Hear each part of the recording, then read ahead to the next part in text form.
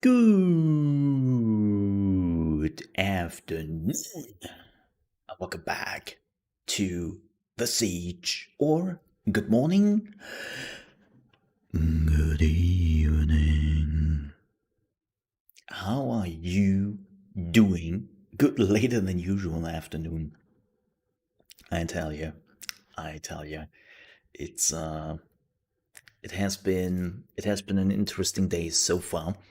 Um, it's yeah. I'm A toilet became my best friend today. We were best friends. And yeah, yeah, it's cool. But yeah, unfortunately, if you've missed it, I must have eaten something bad, which is weird because I didn't really eat anything. Like because of my diet, it's like it's like I'm not eating much. Like I have some bread in the morning, okay? Like it's basically one bun I'm eating in the morning. Then I had like a frozen pizza yesterday. So nothing really which can go bad. And I had a cookie after my workout. Mm-hmm. I know, crazy stuff. Like absolutely crazy. And yeah, I don't know. Like whatever it was, whatever it is, like it's still like uh uh you know, it's still there. So I'm going to the toilet in between. You gave us a message. I tried. I normally always give a message. No, pizza. Pizza. No, no, pizza. Definitely pizza. Mm-hmm. No, I normally always try to give a message. Mostly on Twitter. Like sometimes here's the thing. Um, I cannot I cannot use Discord most of the time from my phone. Why is that? Well, the answer is pretty simple. Discord is a pain in the ass and locks me out like every 1 week or so from my phone. Now I might say, okay, well, then log in. Yeah, I don't know my password for Discord because my Discord password is generated. I do not know. So I basically have to go to my PC, get my Discord password generated, and then I can log into my phone. And that is sometimes not possible when I'm on my way or when I'm like occupied, whatever, right? Like there are moments where I cannot go to my PC and I cannot log in into my Discord. So definitely make sure look at my Twitter. You don't need a Twitter account to check my Twitter. Like please keep that in mind. There's you don't need an account to go there and see what I posted. So Twitter is the most secure thing where I can post something because it's like easy for me to do. Like it doesn't lock me out and it's super quick. And sometimes I just cannot go everywhere and post that I will be late or something happens or something like that. So if you really want to make sure that I post an information, go to my Twitter. Yep. All right. What do we have planned for today? Well, we talk about the gaming news, and we have a good chunk of them. Lots of stuff happened, and then, depending how I feel, we are jumping into a little bit more of Assassin's Creed Valhalla. Hope you all watched the newest episode I posted yesterday, because we will continue where I basically stopped. Yes, yes. And yeah, that's what we are doing today. And that's what we are probably doing most of the week. Yeah, yeah. That's probably what we are playing most of the week because, again, I don't really have anything else to play. There's nothing coming out till the end of the month. And yeah, I know the World of Warcraft expansion is coming out next week, but I don't. I don't like.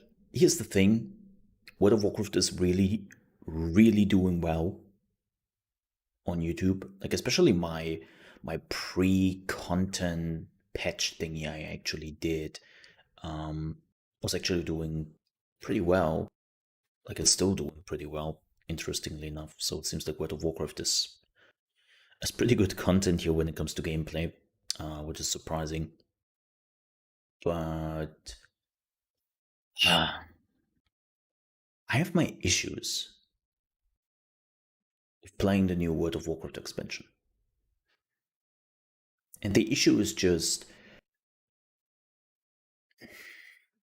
I said it before, like you're paying 13, or I'm paying $13 per month because Europe, I know in the US is 15, but here it is 13. And I never feel like I'm really getting my value out of that money.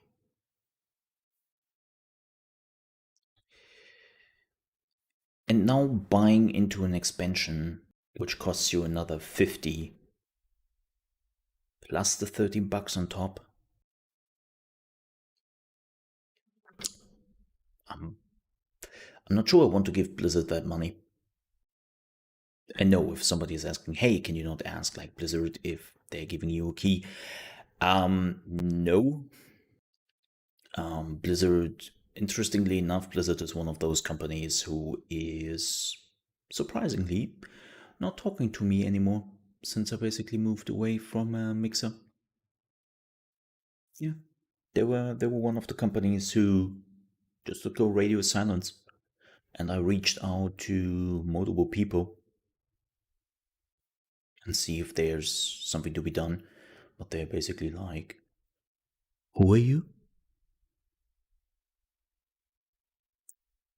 So yeah, business. Unfortunate, but business. Yes.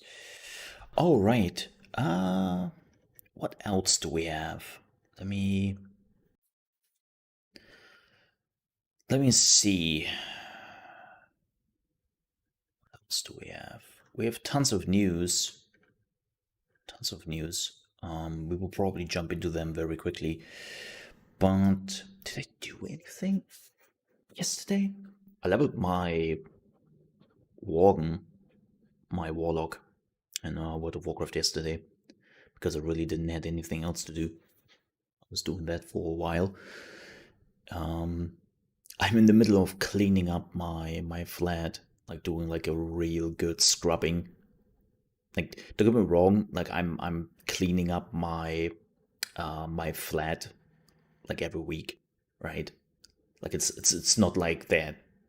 It's not like tidied up or something like that.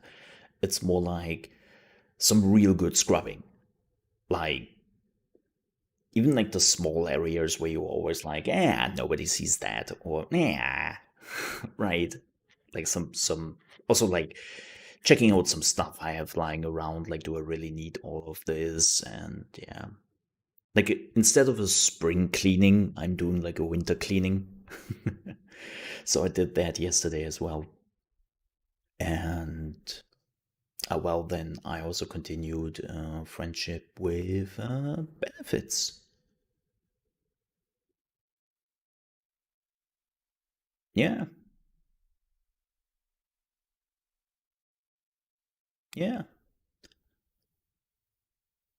Played some more of that. You can see the results in in the Discord as always.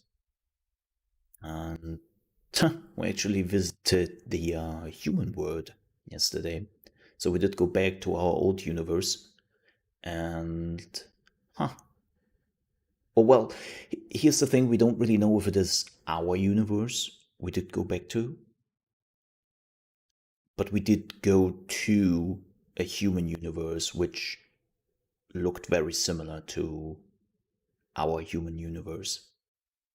Like basically, the story which has now been established is that there are like multiple universes, and they are all very similar, and they have like, and they like one of the quests we basically yesterday did with one of the ladies was to figure out like why are universes or some of them so similar, like why do multiple characters exist in those universes and in others not, and why do they even take like similar directions in their life path and whatnot. And that was basically like the quest we did yesterday to figure out like, okay, what could be the reason behind that. We didn't get really a concrete answer, just a lot of like theory about like maybe they're like on a line, like those universes are getting really really close, and then they drift away again, and then at some point like they don't even have any similarities anymore, or even like they're connected to some point. Like it was actually kind of cool. I really like, it's kind of weird to say this in one of those games, but I actually really like the background story and the lore stuff they're trying to explain there and trying to make some sense about the stuff. Like a lot of things in that world actually make sense when you are looking at it for a while. Like, that, like the first thing which is coming to mind, like, okay, everyone is naked. Okay, yeah, well, that makes sense. Well, that doesn't make sense because, well, it's an erotic game, right? And it's just for show. And then you realize later on, no, they do have closes, and there are reasons for them, like using closes and not. And well, the easiest answer really is just like they're living in a very warm area, and well, they also have fur. I mean, they're ponies, and or humanoid ponies, and well, they are also like very like body positive. They're not like, oh my god, skin. Oh my god, skin. Let's not look at it. So, but yeah, we are right now at the quest where we are working at the bar, and huh, huh. See, like, I think the more, like, I've now finished the game, like, we're really, really close to the end, I think. Um, I might have done certain areas in the wrong direction, like, especially the bar. Feels more like this should have been the first step you were going to, because this is how you learn about the culture, this is how you learn about more people coming in, right? Like you are getting basically acquainted to people, which doesn't happen in my playthrough because the bar is like the last main story spot I'm doing right now. And again, there's no real right or wrong because you can just go everywhere. Like you can go into every area you want, and you can choose like which path you're taking. But it seems like the bar would have been like a really really good place to start out, and then like some other stuff like the library and some like getting basically the knowledge about this. And it seems like I might have not chosen. Excuse me. What has have you drunk? What's that? But it seems like if you want to get like the best experience, I should have done like the bar first, like especially because right now, um, so I didn't understand that. I didn't understand that. Um, I did the boutique before I did the bar, and when I was finished with the boutique owner, I could basically request an outfit. I could then manufacture that outfit, right? And I didn't know what to use that outfit for. Like they were just like, yeah, we have this outfit here for you, but you cannot really use it. And it makes no sense that I made this outfit. And I was like, why did I requested this outfit when I have nobody to use this outfit, right? Till I then realized now that I'm working in the bar and I'm at the point like, okay, yeah, this outfit is like, oh, oh, I know for whom that outfit is. But it seems like it would have been better to like go in the bar first. It's like, okay, well, oh well, oh well.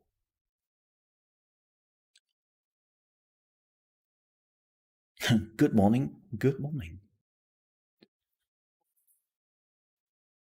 good morning, good morning. What else? Oh, YouTube is telling me that I'm live on my channel. Well, thanks, YouTube. uh, I always appreciate that. Better late than never. Cool, cool. Um, but yeah, that's what I did yesterday.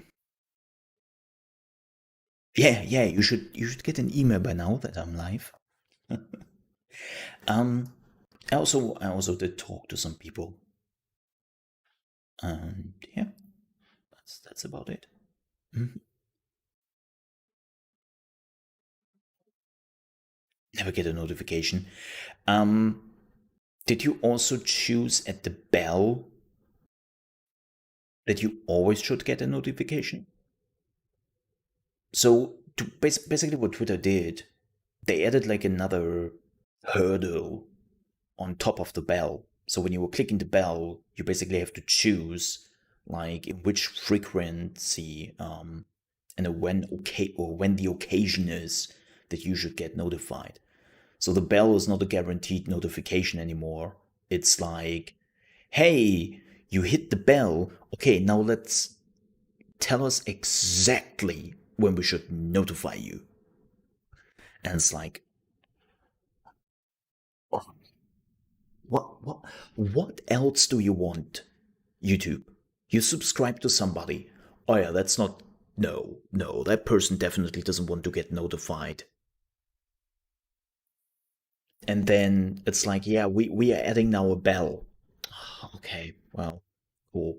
No, that is also not enough to get notified anymore. Now you need to choose when you get notified. That's like,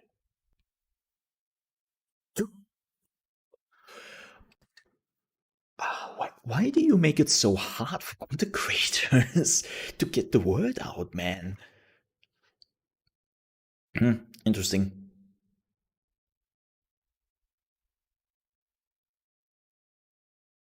Yeah, yeah, it's really annoying. It's also great that I'm getting an email like every time that, hey, you were live on your YouTube channel.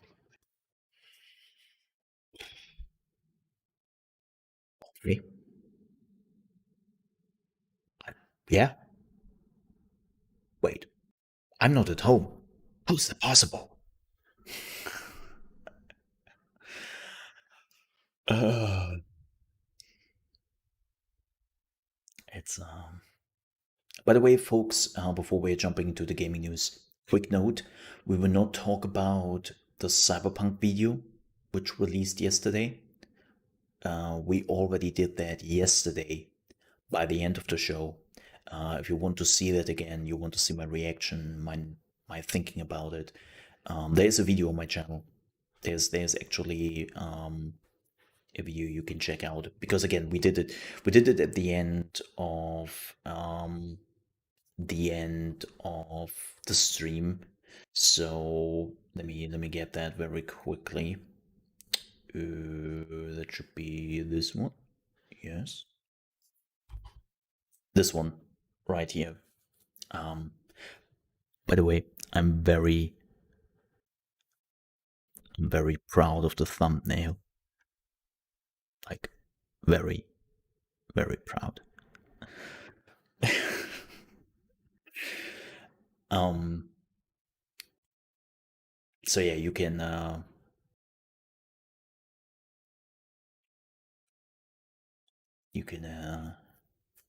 watch that right there. Mm-hmm. All right.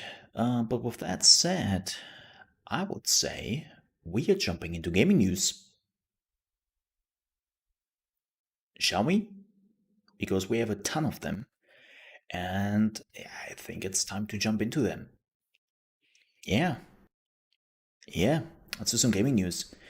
So, this is apparently about Assassin's Creed Valhalla, and this is the best franchise release, and it sold more copies at launch than any other Assassin's Creed game, and it also set a new record for Ubisoft PC launch sales. And not only that, in the first week of release, it actually beat Call of Duty Black Ops Cold War. Keep in mind,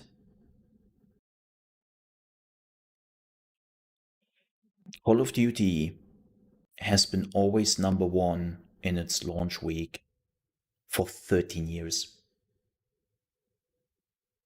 Every time a new Call of Duty came out, it was the number one launch title with sales when it came out for 13 years. Assassin's Creed, hold that. Like Assassin's Creed was the number one, which is kind of crazy. So, yeah. Yeah. So this has been really, really good for Ubisoft. Mm-hmm.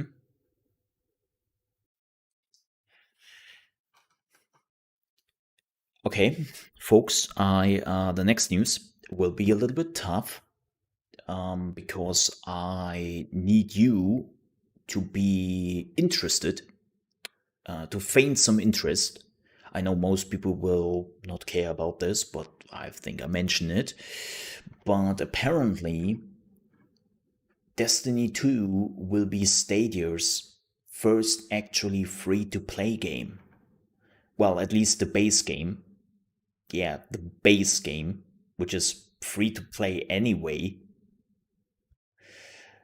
But apparently, starting November 19th, you can now play Destiny, the base game, for free on Google Stadia. Everyone is now shaking with excitement. It's like, right, you do realize that like the base game of Destiny 2 is like dead? Nobody's playing that anymore. It's like everyone is just playing the expansions. And of course the newest one. So it's like, hey, we give you the free base game for free on Stadia. It's like Google still hasn't learned anything. It's unbelievable. It's really unbelievable how they still manage to not react to anything. What's like, here's the thing, man. Do they not see the numbers? Like, I'm pretty sure if they have their own numbers, but they at this point they should see that something is off. And I wonder, like, if they make the connection to the price structure of their servers, like if they're actually capable of doing that. But now, nearly after a year, when Stadia came out, I'm not sure. I'm not sure if they will ever figure it out. So, eh.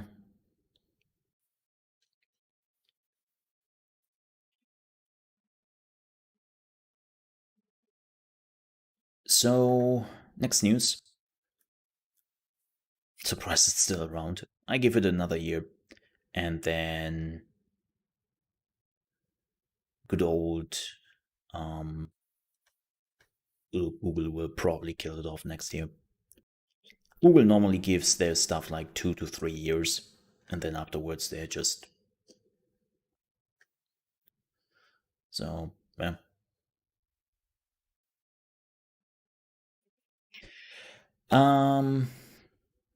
So this is kind of interesting.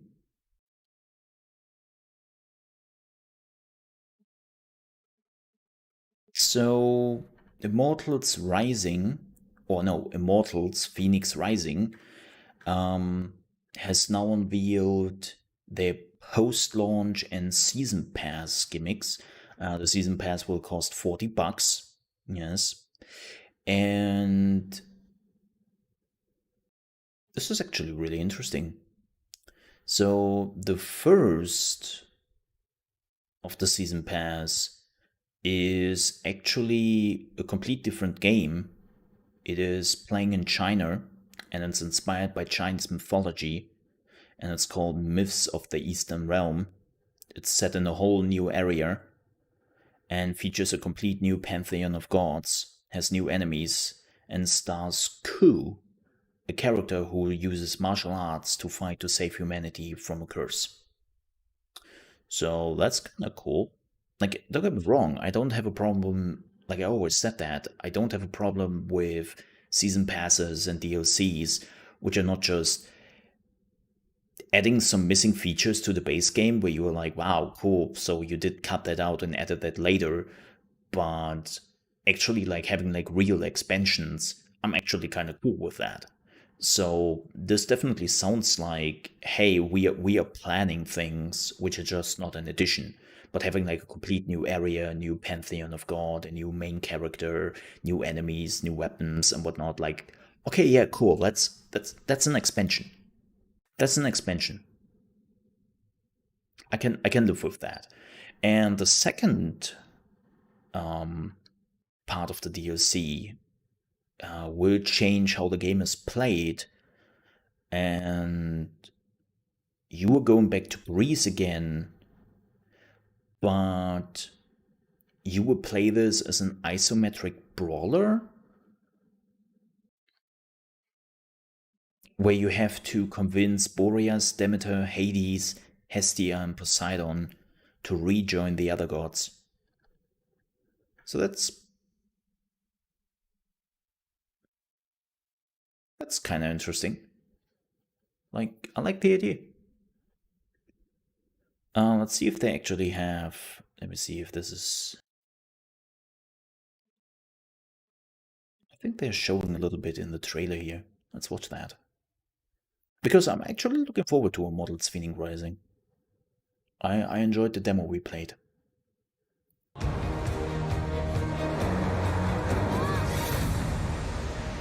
Post-launch. Immortals Phoenix Rising.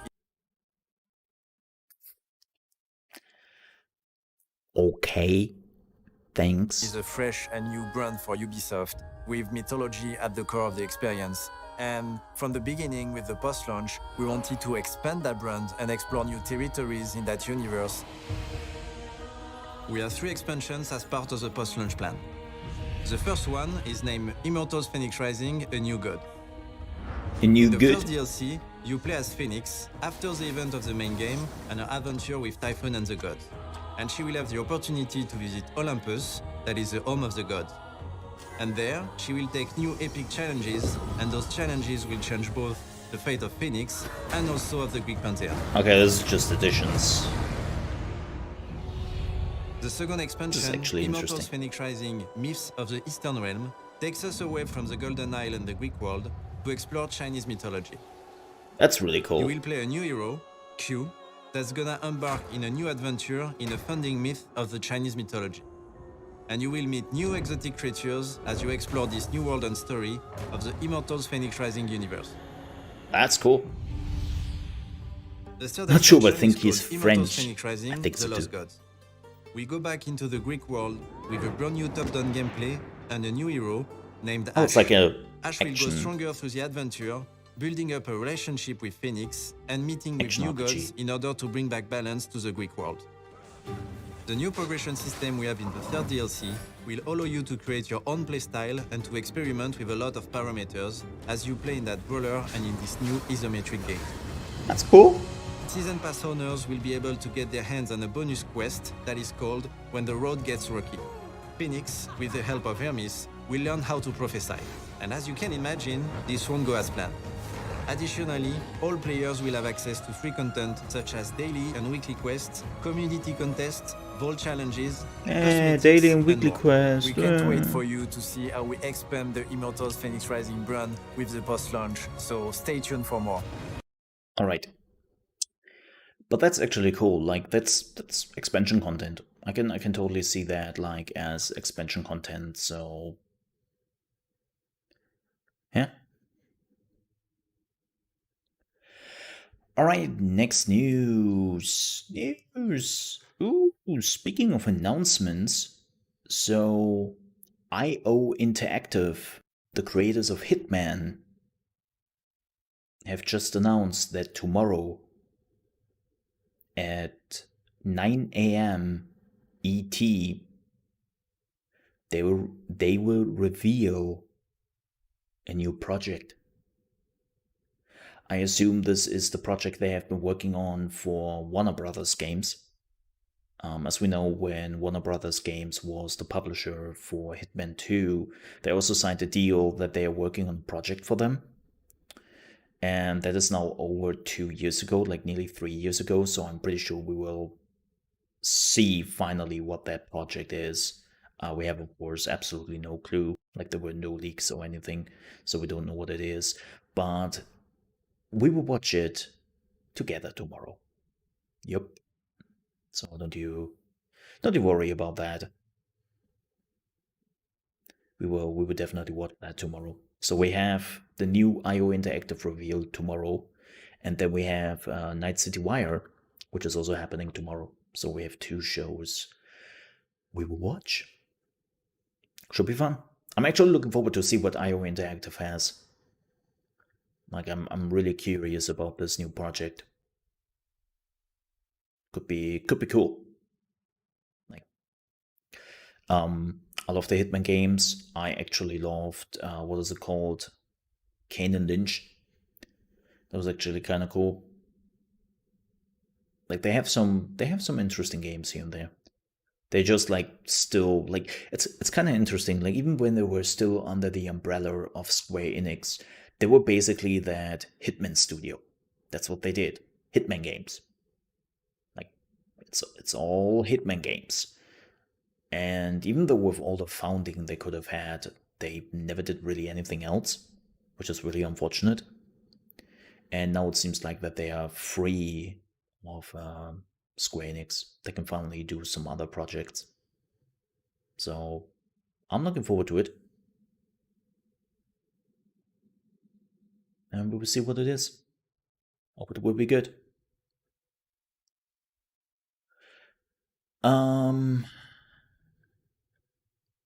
Let's talk about some acquisitions here.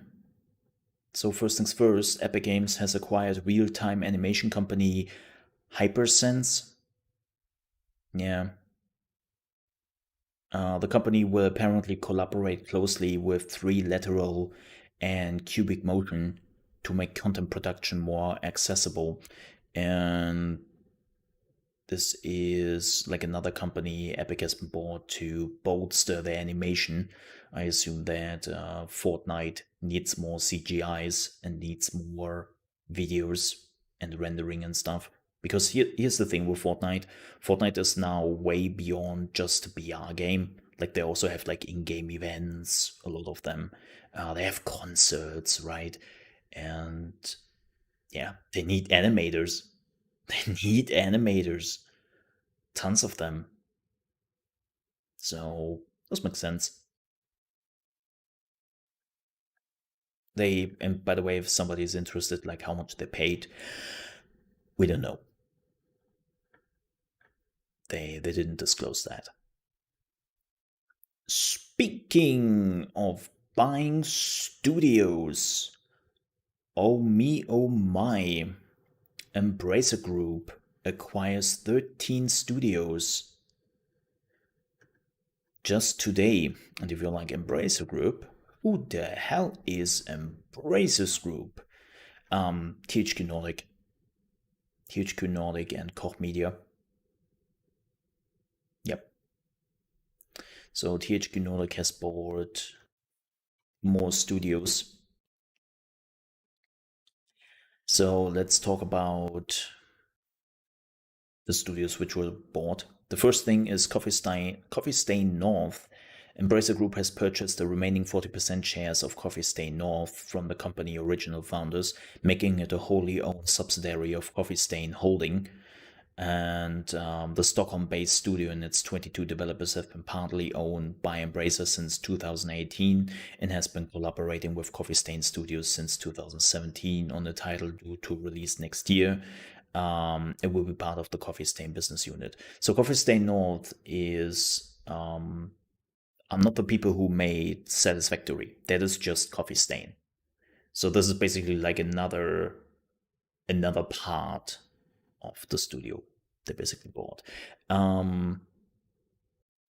So this is interesting. Quantic Lab was also bought. Embracer has acquired 95% of the shares in the Romania-based Q&A specialist, with the remaining 5% retained by CEO, oh god, Stefan Săcărescu. Yeah. The company was founded in 2006 and has grown to 390 staff across 3 offices, serving more than 60 games firms, some of which are already owned by the Embracer Group. Quantic Lab will remain independent, with Embracer supporting its growth. The next one, and this is actually now a gaming company you might have heard, and this is Snapshot Games. Embracer will acquire 100% of the shares in the studio run by XCOM creator Julian Gollop, as well as its wholly owned subsidiary Snapshot Games Sophia. Snapshot Games is best known for its strategy title Phoenix Point, which released last year. The studio and its team of 65 will form a part of Saber Interactive, although will continue to operate independently under the leadership of Gollop and fellow co-founder David Kay. The transaction is expected to be completed within the next few days, subject to signing of merger certified filings in the US. So yeah, the creators of Phoenix Point got bought, and they're going to Saber Interactive. Now this is acquired through Koch Media, and this is super interesting. Flying Wild Hog has acquired 100% of this Polish developer, best known for Shadow Warrior, which is kind of fascinating because they're working on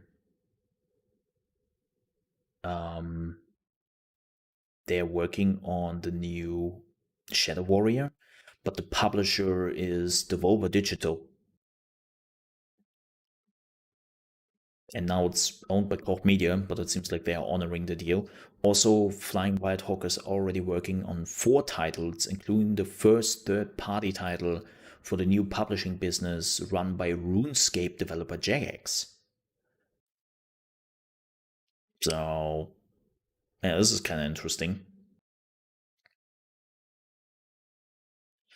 Then THQ Nordic has acquired a few studios. The first one is Purple Lamp Studios. THQ Nordic has acquired 100% of the shares in Vienna-based studio Purple Lamp, onboarding the team of 38 developers. The last game they worked on together was SpongeBob SquarePants Battle for Bikini Bottom Rehydrated. Purple Lamp Studios will now work exclusively on THQ Nordic titles, and apparently that game has done pretty well. Now we have some games which were acquired through Saber Interactive. The first one is 34 Big Things. Giggity? The Italian developer is now part of Saber Interactive, bringing in 28 employees. The company has worked on multiple PC, console, mobile titles, creating original IPs such as Space Combat Series Redout, Super Inefficient Golf, and Hyperdrive Massacre, and currently has 2 unannounced premium games in development. Never heard of them, to be honest. The next one is Mad Hat Games. The Serbian game developer will be added to Saber Interactive ranks, including its 130 staff across 4 offices in Belgrade and Novi Sad. They have developed Adam Wolf? I have never heard of that game. I have never heard of that. Nimble Giant Entertainment, which did Quantum League. And it's apparently a free-to-play fantasy MMO, Champions of Regnum. Also never heard of that. Oh, they have also worked with Wargaming on Master of Orion and developed downloadable content for Amplitude Studios' Endless Legend. Okay. So this is super interesting. The next one is Sandbox Strategies. This is a New York-based PR and influencer relations agency which has been working on behalf of Saber and many other publishers for years. Like Sandbox Strategies has a lot of games they are doing PR for. Yeah, like they are definitely one of the bigger influencer and PR companies out there. So they're now owned by Embracer. Is that a problem? That a publisher is owning basically a PR or, well, an influencer company giving out keys? Not really. I mean, publishers have done that for years. Like, a lot of publishers have their own PR/influencer companies, right? They're doing that in-house, like EA. EA is doing everything in-house. And they've been working with influencers for years. So no, it's not really a problem. I'm just curious what that means for, like, I know that the PR company who did THQ Nordic in Europe was That Good Media. And I wonder if that changes now. Like, I actually wonder if that changes and if they're taking over. Or if, like, still the PR companies who are doing it right now will still continue to do it. Like, it would be a little bit weird when they are buying Sandbox Strategies and they are not, like, utilizing it. But we will see. They also bought Zen Studios, best known for Pinball FX, Zen Pinball, and a lot of, like, pinball games. Yeah.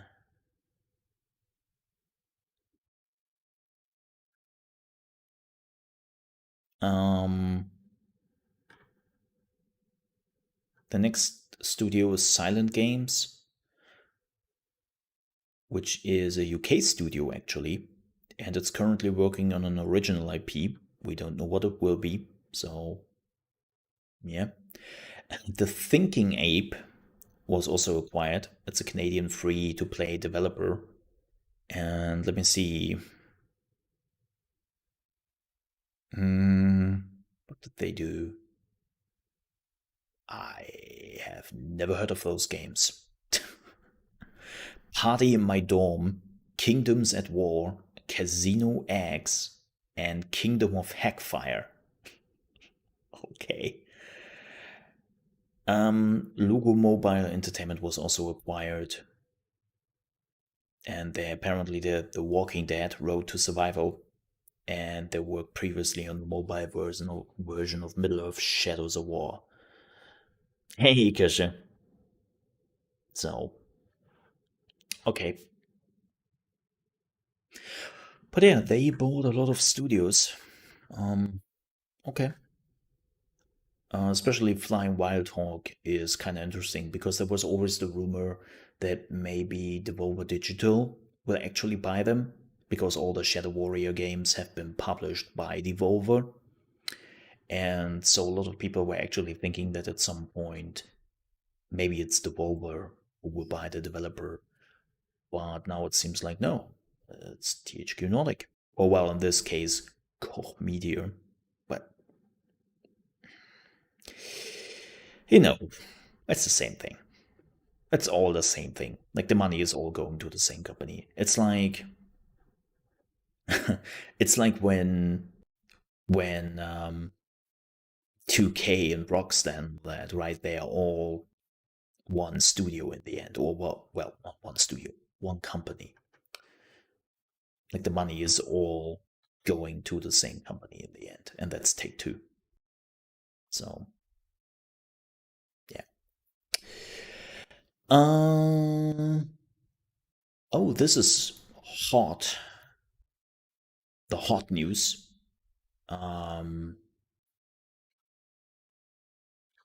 Just in, Ubisoft has announced that effectively immediately, Hugues Ricoeur is no longer managing director of Ubisoft Singapore, and Virginie Haas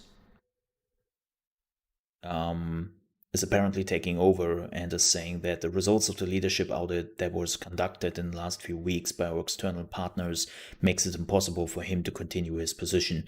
So I assume that he was one of the people who sexually harassed his subordinates. And if you're like, Hugues Ricoeur, who is he? He is the managing director, well, was the managing director of Skull and Bones. He was overseeing the Singapore studio who was working on Skull and Bones, and apparently he was found multiple sources of sexual harassment, including making suggestive comments about what women were wearing and soliciting kisses at work events. Great, a real creep. Good. And apparently also his management style and behavior at work was problematic, citing bullying, demeaning comments, and okay, that is a word I'm not using often, retaliatory actions. Retaliatory. Oh, retaliatory, yeah, right. Why? Action against those perceived to have stood up to him. So he was also a complete dick.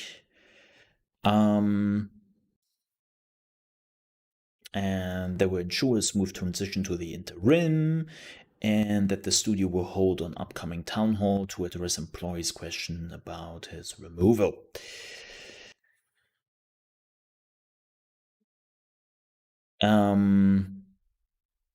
Also kind of interesting. Apparently, Kotaku talked to 3 developers at the project regarding, yeah, keep going. Apparently, they are doing stuff. So they hired a third-party audit firm, and that one is cleaning house, and apparently effectively. So keep going. You need it.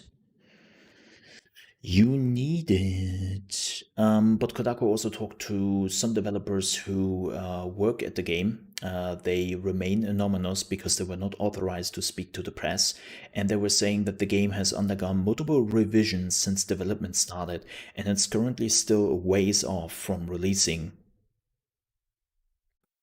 Yep. Which, yeah, makes sense. Like, it really seems like that they wanted to make it another live service game, what we have heard so far. But there was again like no game there. It was just like, hey, live servers, yay. So, hey, I guess.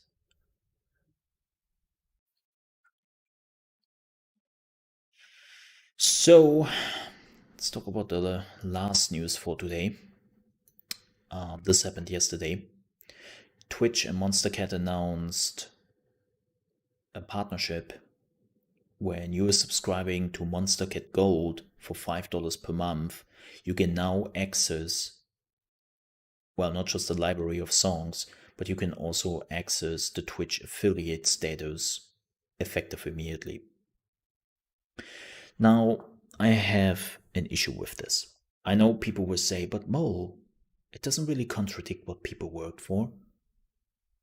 Well, I would say that is still in the eye of the beholder, but sure, this is not about gatekeeping. I said it yesterday. This is not about gatekeeping.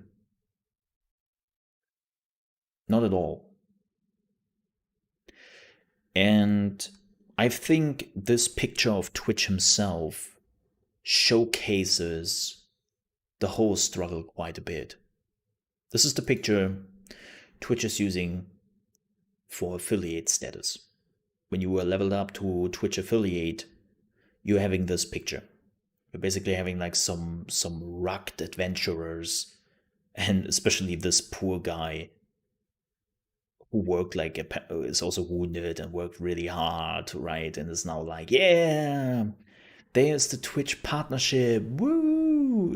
It's a gate, and this is my first step. We basically reached the city of Twitch. Like, this is the problem I have. Twitch affiliate is a stepping stone. And a lot of people dream of a Twitch partnership. They dream of Twitch affiliate. And there are still hundreds of thousands of people every day on Twitch who are not having the requirements for getting Twitch affiliate, even though everybody is like, yeah, it's super easy to get that. If it really is so easy, why are there still hundreds of thousands of people who do not reach those requirements? It is a small stepping stone, but it is a stepping stone. And the problem I see here is basically Twitch suggesting you that you can buy just into the system. And for a lot of people, like as I said, Twitch affiliate is very important. And I'm not speaking about people making this their full-time job. I'm speaking about people who are playing this or who are doing streaming as a hobby. And this is their way to get a little bit back of the money, to make a little bit of money on the side. We are talking about small numbers here. Yeah, you shouldn't be even able to see the tone that is partnership from affiliate. Yeah, that's true. That is true, though. No, but the problem is that basically what Twitch is doing here is selling a dream. Not a big one. Like, again, Twitch partnership is what a lot of people really dream about. But affiliate is still something a lot of people are really proud of. And they're like, hey, wow, okay, I got there. Like, good. This is like a dream becoming true. And now what Twitch is doing is they're selling out that dream. They're selling out that dream. It's like, hey, if you were paying $5, I'm also interested what happens, by the way. What happens if you cancel the Monstercat thing? Are you losing your Twitch affiliate? Like, this is companies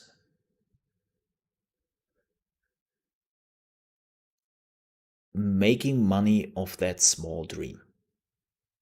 And the same goes with partnership. Like, I said it as a joke that you can buy like a $15 thing or $10 thing per month to get immediately into Twitch partnership. But you know, I wouldn't be surprised if Twitch is doing that at some point. And it's again, they are selling the dream. It's like a fast tracked dream seller when you have the money. And I find that scummy. I find that absolutely scummy. Like, it's, again, it's not about gatekeeping. Like, people say, like, yeah, this is just because you don't want people having affiliate or partnership. It's like, no. If it really is about gatekeeping and Twitch wants to make it easier for everyone to get affiliate, why not giving it to everyone? If it doesn't matter, as everybody says, like I've seen a lot of people saying on Twitter, yeah, it doesn't matter. When it doesn't matter, why we are not giving affiliate to everyone? Just give affiliate to everyone. But Twitch was like, no, let's make money from it first. It's like, wait, but isn't affiliate there to make the person who's using it making money? Have I get something wrong there?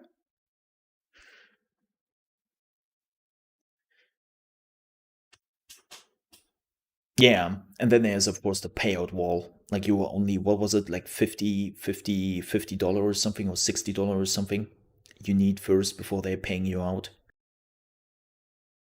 Like there is already like a gatekeeping in place, and that is the payout wall, right? Like if you are not reaching a certain amount of payout, they're not paying you out till you reach that point.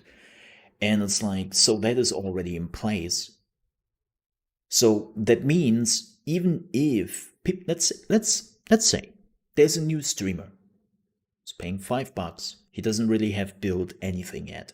He's paying $5 a month to Monstercat, gets Twitch affiliate, is kind of happy about this because this is like his first step to immediately like monetize his content. But again, he hasn't started to build its community. He hasn't really started to build a business. Nobody is really paying him. Like he gets perhaps $5 per month, which you would say, okay, well, he gets $5 per month, so that's basically what he is also paying to Monstercat, so it's like a flat zero. Thing is, he doesn't get the $5 because the payout wall is in place. So it would take months and months and months before he actually sees the money. And it's like, it's really just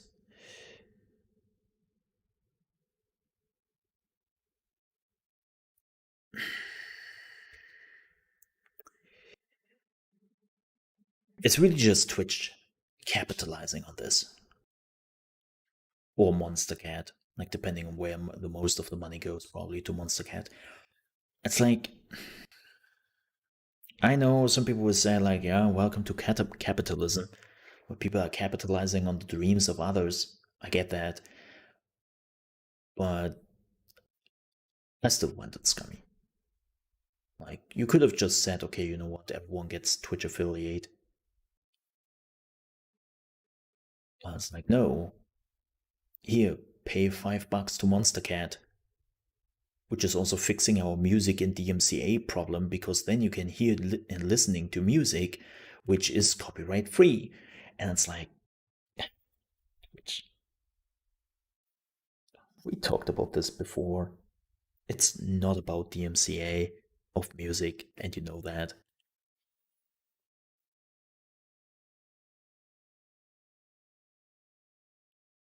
It's like, I'm again, this is not about gatekeeping. This is not about people getting affiliate or anything. It's about that Twitch is there holding their hands open and it's like, give money for affiliate. Let me sell you a dream.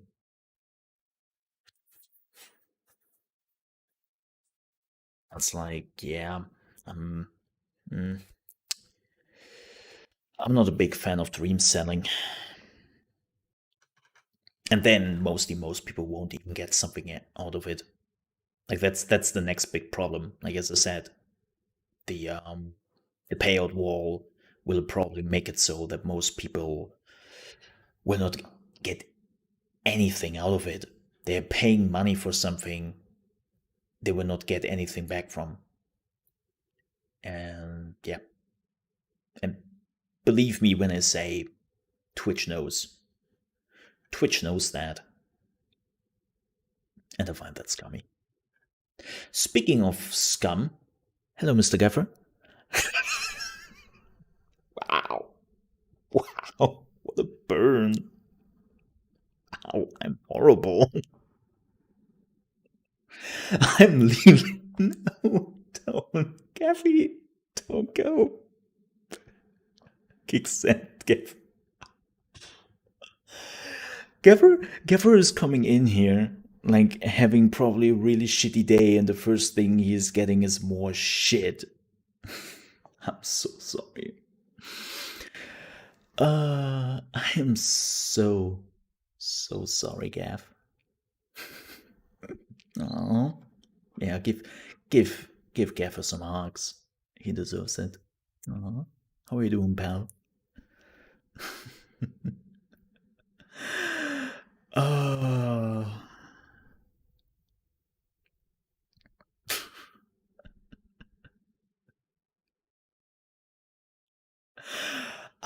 I am so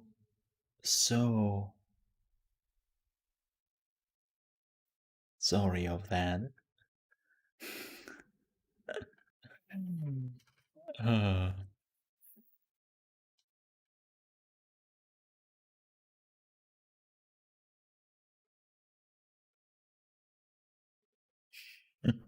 And tears. And tears.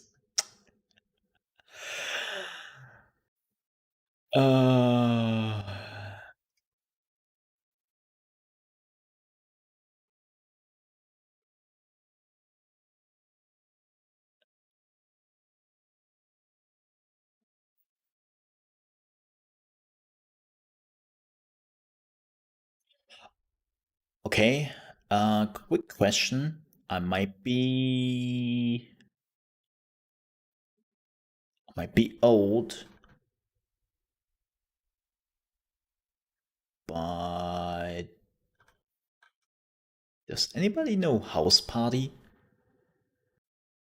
The app House Party? Not a house party, but the app House Party. Like before anybody is starting to cracking jokes here. No? I thought so. Okay. Because apparently House Party is bringing their video chat into Fortnite. So you can basically use like video chat when you are playing Fortnite, which is curious.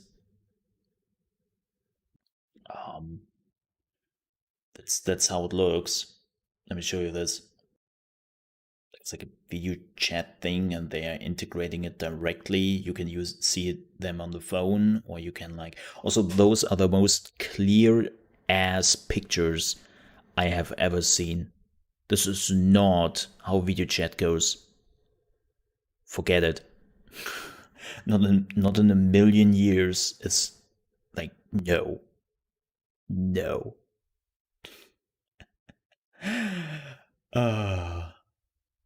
Yeah, basically. So, I have never heard of that. Yeah, House Party. Apparently, it's a new app. I have never heard of House Party.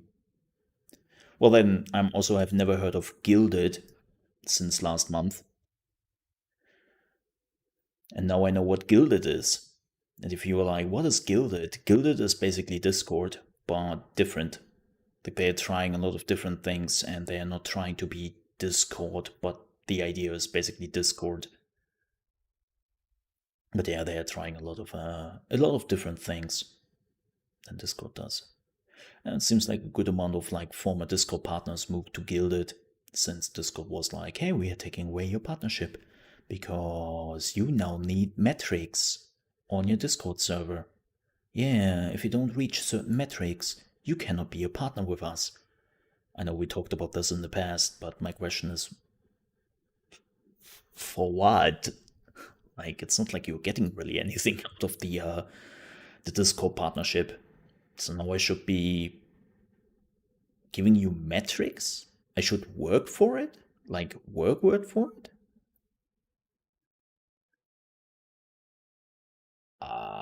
Right.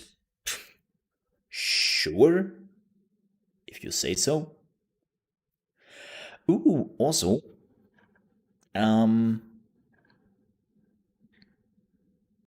so the new Radeon cards are out, and they are already much more expensive than announced. Whoop, but they at least still available. But yeah, they are... Woo. They're expensive. And some have already been sold out in some of the shops. Like here, at least in the German shop, it's still available to some. But yeah. Hey, Jersey Foo. So yeah, the new AMD cards are available. It's the Radeon RX 6000 series. Let me see if we can watch something for entertaining purpose. Let me see. Let me see very quickly. Can we? Oh, well, let's watch this. This is 30 minutes long, so let's have a look at that. How are you doing, Jersey? Look at this guy. Do you feel old yet? Because I sure do. That was me, the last time AMD had a truly competitive, top-tier Radeon graphics card. Man, he was young there. Years ago. And this is me, the last time AMD sat on top as the single GPU king with the Radeon HD 7970. And that is why the excitement around the RX 6800 series is so high. Doing good, fantastic. And why it would be so devastating if AMD let us all down again. Thankfully, spoiler alert, they didn't. Watch on. And watch what apps are stealing your bandwidth using our sponsor, Glasswire. Nope. During episode 2 of AMD's Where Gaming Begins event, AMD introduced us to their 3 new big Navi GPUs, the RX 6800, RX 6800 XT, and RX 6900 XT. Nice. All of which feature ray accelerators in each compute unit for ray tracing support, as well as 16 gigabytes of GDDR6 memory and a new Infinity cache that promises to significantly improve memory performance without the additional cost associated with GDDR6X. Not only that, but AMD also announced a technology that they're calling Smart Access Memory, which lets compatible CPUs access the GPU's entire memory space at once, rather than in small 256 megabyte chunks as before, offering a significant performance boost. Which is pretty nice. Because of that last feature that we're using a top-end Ryzen 5000 series CPU for our testing, which, along with offering leading gaming performance, is the only CPU platform that currently supports this feature. Makes sense. Before you get too concerned about being left out though, both AMD and NVIDIA have told us that it's pretty much a fancy marketing name for resizable bar support, which is something that Microsoft is pushing for and that NVIDIA claims will be supported on their GPUs soon. I'd also be surprised if we don't see Intel add platform support in the future. But the future's the future. Let's see how things look today. Shadow of the Tomb Raider was one of the first titles to support ray tracing, and with it disabled, NVIDIA stands no chance against AMD. Wow, even with DLSS? And that's a big deal. But there is an asterisk here. When we turn on ray tracing, Radeon performance suffers tremendously, with the 6800 XT sitting that DLSS is below the RTX 3080. Okay, I take that We wanted to back. test the same thing in Wolfenstein Youngblood, but unfortunately that game hasn't been updated yet with Vulkan ray tracing support for AMD. So we'll have to settle for traditional rendering where the 6800 XT is once again trailing the RTX 3080, with another asterisk. With Smart Access Memory enabled, AMD retakes the lead in this traditional rendering scenario with a single-digit but measurable performance improvement. Huh. More good news follows with Microsoft Flight Simulator, where AMD managed the same or better performance than NVIDIA across the board. Although here we see a scenario where Smart Access Memory has no tangible benefit, so your mileage, Interesting. quite literally, can vary game to game. CSGO gives us one scenario where NVIDIA pulls ahead in traditional rasterized rendering. But look at the difference in minimum frame rates. Smart Access Memory makes a huge difference for AMD here. And I mean, it's a very arguably, CPU-based game, that's isn't it? even more important for esports titles like this than the average frame rate would be. Finally, there's Minecraft RTX, and it's a mess on AMD. Whoa. Even without DLSS, the 6800 XT only gets half the average FPS compared to the RTX. What 3080, happened here? and even the RTX 3070 is 50% faster than the 6800. This really highlights the weakness of AMD's first-generation Ray accelerators compared to NVIDIA's more mature second-gen RT cores. Ooh. A note on DLSS before we continue. DLSS is a contentious thing because it's an upscaler. The scene is rendered at a lower resolution and then intelligently scaled up using NVIDIA's Tensor cores. Some would call measuring performance with DLSS cheating. Nah. Whether it's cheating or whether it's not, it looks pretty darn good, and it's something real gamers are using that AMD doesn't yet have an answer for. Here's the thing. I talked about this before. Like, it's technology, so it's not cheating really. And that technology is like when you cannot see the difference anymore between an original and a technology upscale picture, but with better performance, then what's the deal? Like, if you could see the difference, and there's clearly some downsides to it, then I would say, okay, yeah, well, you're getting better performance, but it looks shittier.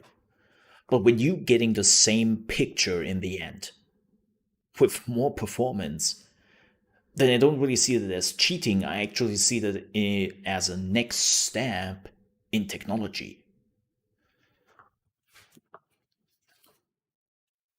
So, like people say, like, yeah, don't use DLSS. Why not? Like, DLSS is becoming more and more available in literally every game. Like, the newest games which are all coming out, I think everyone is using DLSS. Well, besides of Assassin's Creed, and I don't understand that. But it's like, yeah, because that technology is amazing. Like, why wouldn't you use it?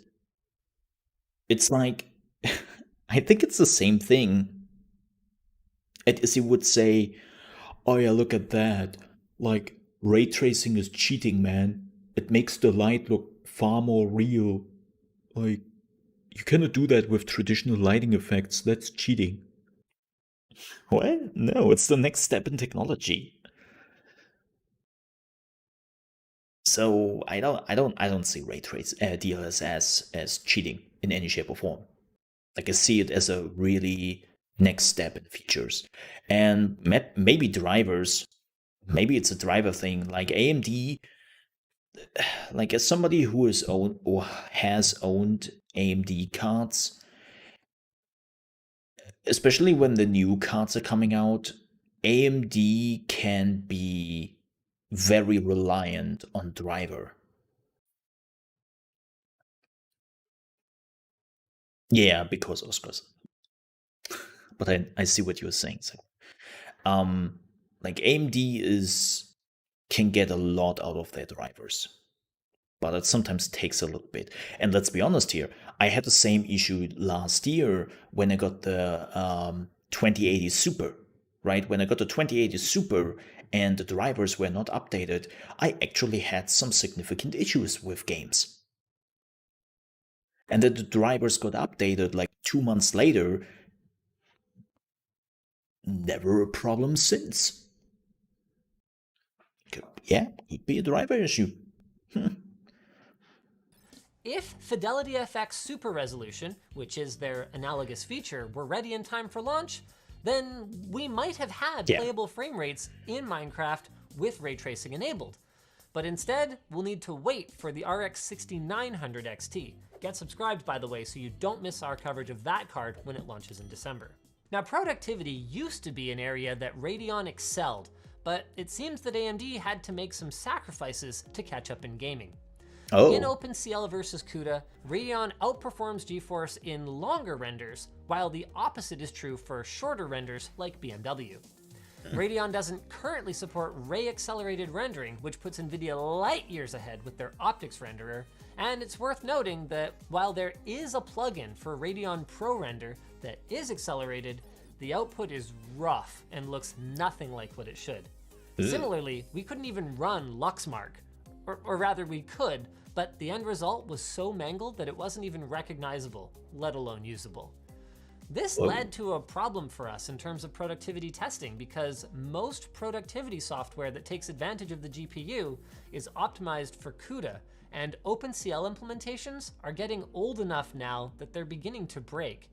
We did find a renderer that supports both OpenCL and CUDA, Indigo, but NVIDIA had the lead in it anyway.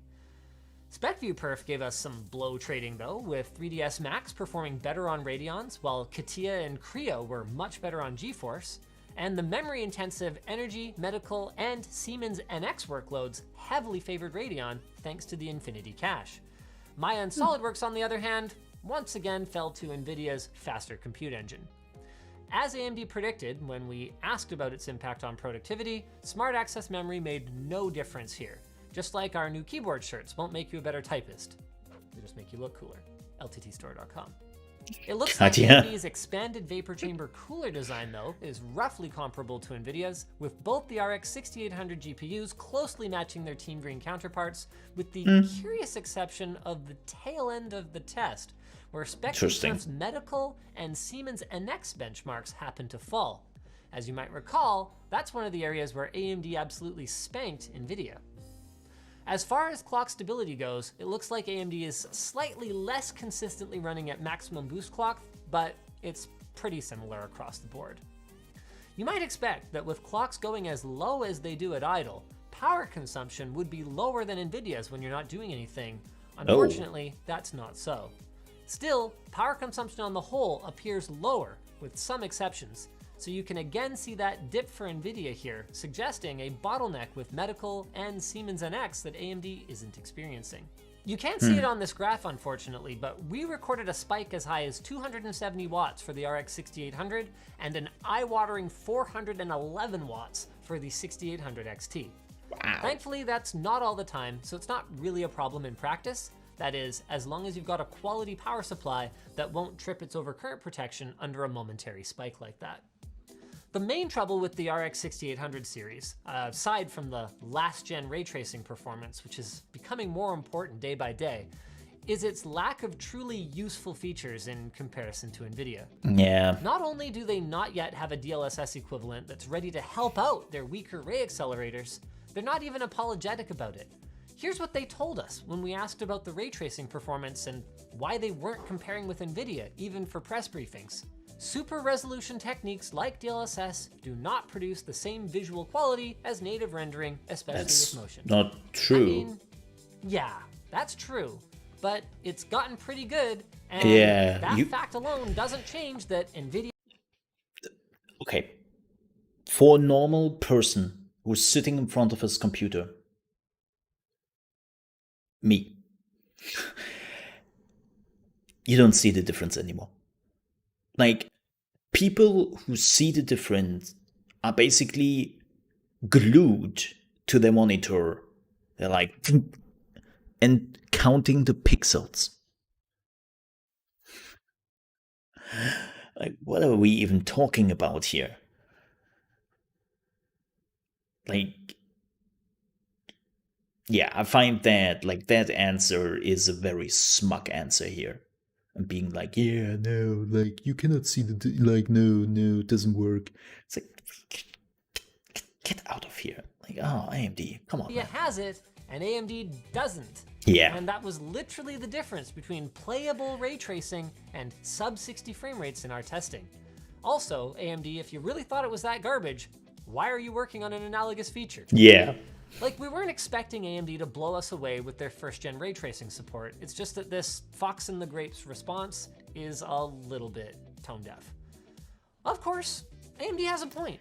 Not everyone cares about upscaling or ray tracing. But then AMD's hardware video encoder is still frankly rubbish with what looks like significant chroma subsampling and macro block artifacts compared to NVIDIA at the same resolution and bitrate in X264. It's basically unwatchable. And on the subject of media, NVIDIA is also rolling features like RTX voice background noise cancellation, AI camera background removal, and more that are accelerated by their Tensor cores. AMD currently has no equivalent machine learning hardware in the Radeon 6000 series. This puts streamers and content creators, and frankly, even work-from-home professionals who like to game in their off hours, at a disadvantage with Radeon compared to if they had bought GeForce instead. Speaking personally, those features really are enough to compel me to go GeForce, even if I didn't give two hoots about ray tracing. AMD is trying to make up for this somewhat though by focusing more on game enhancements via variable rate shading, mesh shading. Yeah, but here's the thing. Like, this is all coming to DirectX 12 Ultimate. Like, those are all features coming to, again, to DirectX. So I'm pretty sure that this is also something NVIDIA will have at some point. And Fidelity FX. But these are up to the developer to include. You can't just turn on the ambient occlusion feature on any game that you want. This, combined with enhanced media decoding support and support for full-fat HDMI 2.1 with FreeSync, well, they merely bring AMD up to date, rather than allowing them to leap over NVIDIA, who already has mesh shading, variable rate shading, ambient occlusion, sharpening, on top of all the other things that AMD is missing out on here. So, I'm not disappointed by the RX 6800 series. AMD delivered on everything they promised in their keynote. But if you were hoping that there was going to be some extra dazzle, you know, one more thing, then you might feel a bit let down.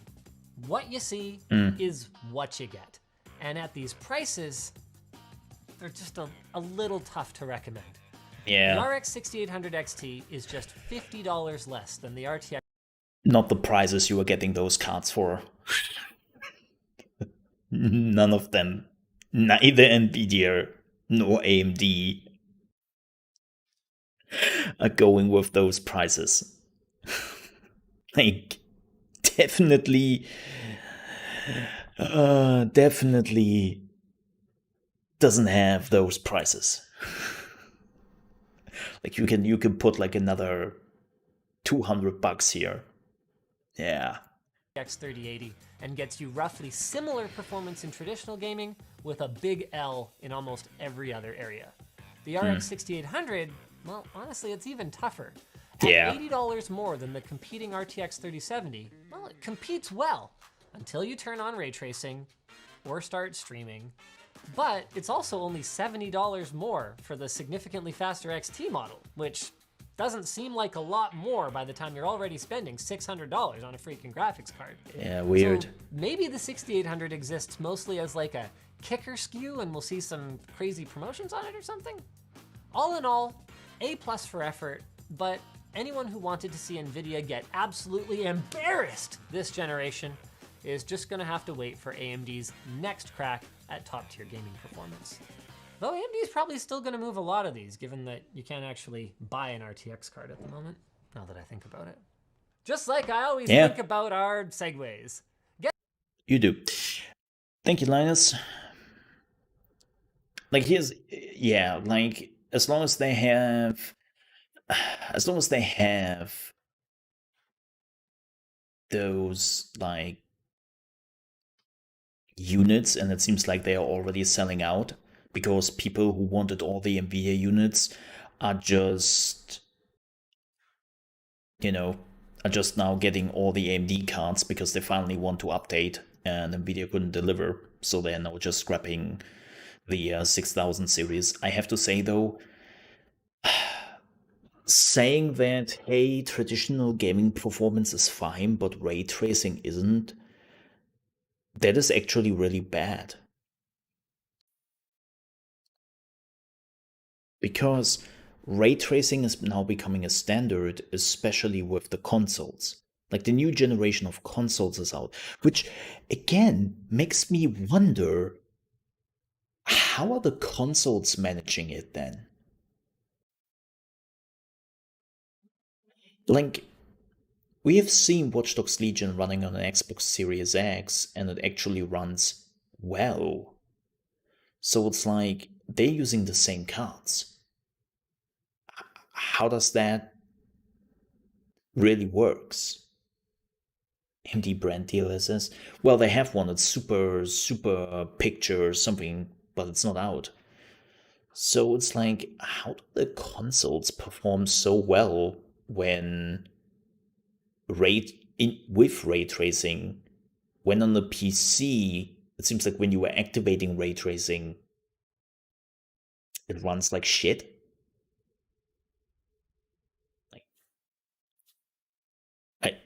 I try to understand how. It's weird.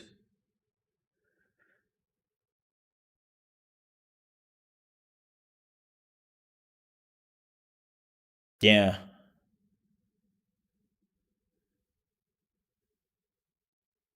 Interesting. All right. That makes maybe more sense. But yeah, like for AMD ignoring DLSS and making it look like as DLSS is not like an important feature, that's weird. Especially because they're working as on a DLSS on AMD sides of things, right? And it's like, ha, ha, weird, super duper weird.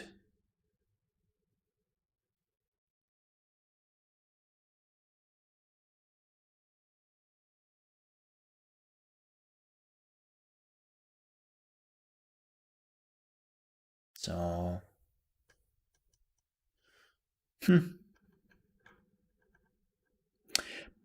but yeah, it seems like this. I will just wait this generation out, and you know,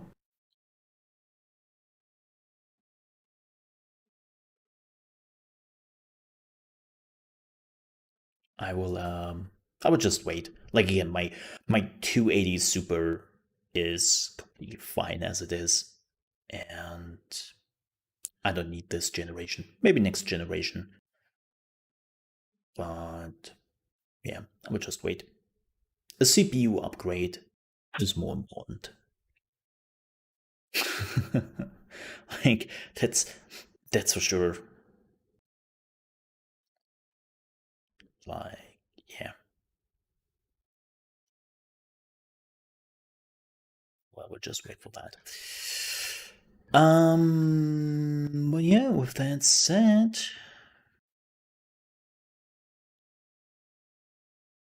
um,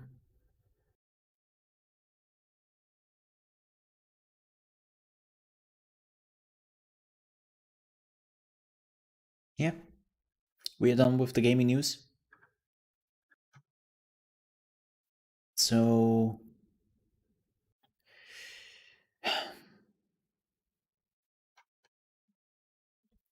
you know what, folks?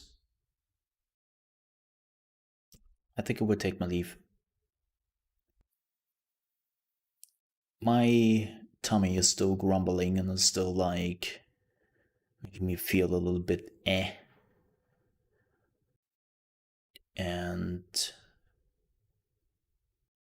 yeah, I think I would just like lay down a bit, drink a tea. Hopefully that helps a bit, and then hope that goes away. I really wonder what it was. Like, I didn't eat anything out of the ordinary. Like, I had a frozen pizza. Nothing can go bad there, right? Especially when you were putting that in the oven with over 200 grade like Celsius, that burns basically everything. So it's like, okay, that cannot be really it. And I had a cookie and a bun, and that bun was also in the oven because I baked it. So it's like, okay, what? Weird. Or maybe it's just my body like still reacting to the diet I'm running right now. Like, maybe my body is like finally adapting to it and is like, ooh, okay, let's clean some house. Who knows? Weird. Detox. Could be. Like, not gonna lie, like, I got some pounds this year. And I didn't eat healthy. Diabetes. Don't make fun about diabetes. Thankfully, I don't have that. Oh,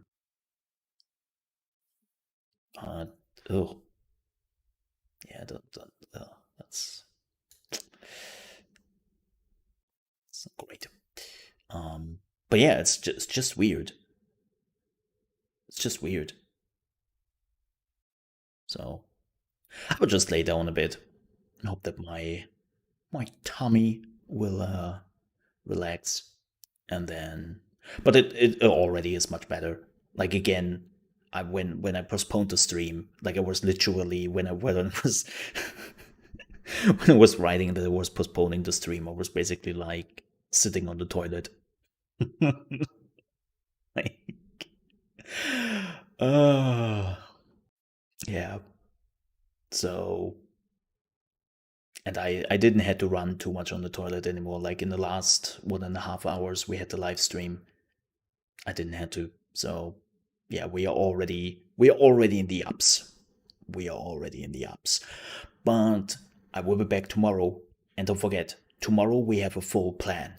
We have Mole in the Morning in Gaming News. We will watch the new IO Interactive project, which will be announced. We'll watch that together here. Then we'll play some Assassin's Creed Valhalla. And then we are watching the Cyberpunk Night City Wire live stream at 12 p.m. ET. So, tons of stuff to watch tomorrow. Looking forward to it. Always loving that. And if you have missed it yesterday evening, or well, yesterday after the stream, we watched together the new Cyberpunk video where it runs on Xbox One X and Xbox Series X. And well, I made a video about it. So it's the second video, which came before the new Assassin's Creed video. Also watch that if you want to be up to date with Assassin's Creed and where we stand right now. But yeah, make sure to watch the Assassin's Creed video and make sure to watch the Cyberpunk video if you haven't yet. Like, it's really interesting to see Cyberpunk running on the last generation console. And that was the Xbox One X, not even the Xbox One S. Oh boy. Oh boy. Let me tell you. That wasn't pretty. And that makes me think a lot about the release Xbox. Like, yay. That will not be a good experience. Yeah, but watch it. Watch it. It's worth it. Alright, folks. Again, thank you so much for watching. Thank you so much for hanging out with me, even for this short time. And I will now go back to my bed, I think, and just hope that, that I'm not hanging too much out on the toilet. There's my Wednesday. Cool. Loving it. Alright. See you tomorrow at 8 a.m. ET with Mole in the Morning and a lot of reaction live streams and Assassin's Creed Valhalla. And also a new episode of Stream Red, your YouTube podcast. Till then, Have a good one. Bye. Ka-ching.